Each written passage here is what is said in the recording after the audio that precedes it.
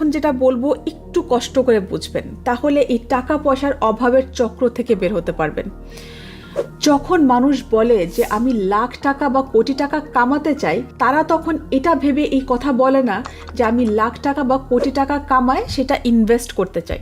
সে actually যেটা মিন করে যে আমি লাখ টাকা কামায় লাখ টাকার খরচ করতে চাই, আমি কোটি টাকা কামায় কোটি টাকা খরচ করতে চাই। এই মাইন্ডসেটটাই একজন ধনী মানুষকে একজন সম্পদশালী মানুষ থেকে আলাদা করে। এই মাইন্ডসেটটাই একজন ধনী মানুষকেও সারা জীবন সেই লোন আর টাকার টেনশনে ফেলে রাখে। সম্পদশালী হওয়া বলতে আমরা কি বুঝি?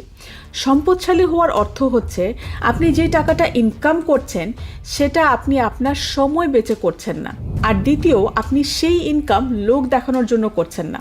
সম্পদশালী হওয়া মানে এমন একটা পর্যায়ে পৌঁছানো যেখানে আপনি টাকার জন্য না, টাকা আপনার জন্য কাজ করে দিচ্ছে। অন্য কথায় এটাকে আর্থিক স্বাধীনতা বলে, যেখানে আপনার ইনভেস্টমেন্ট আপনাকে কামাই করে দেয়। বেশিরভাগ মানুষ দেখবেন নিজের নলেজ বা নিজের ফাইন্যান্সিয়াল সিচুয়েশন ইমপ্রুভ করার জন্য কোনো ইনভেস্টমেন্টের কথা আসলে সেখানে খরচ করতে চিন্তা করতে করতে বেহুশ হয়ে যাবে। কিন্তু একটা দামি ড্রেস বা স্যুট বা বিয়েতে লাখো টাকা উড়াই দিতে একবারও কষ্ট হয় না তাদের। ফতুর হইতে থাকলেও খুশি হয় এই চিন্তা করে যে স্বপ্ন তো পুরা হচ্ছে। আর এইখানে মেইন পার্থক্য একজন ধনী এবং একজন ওয়েলদি, একজন সম্পদশালী মানুষের মাইন্ডসেটের মধ্যে। তাই মাইন্ডসেট বদলান, জীবন বদলানো শুরু হয়ে যাবে।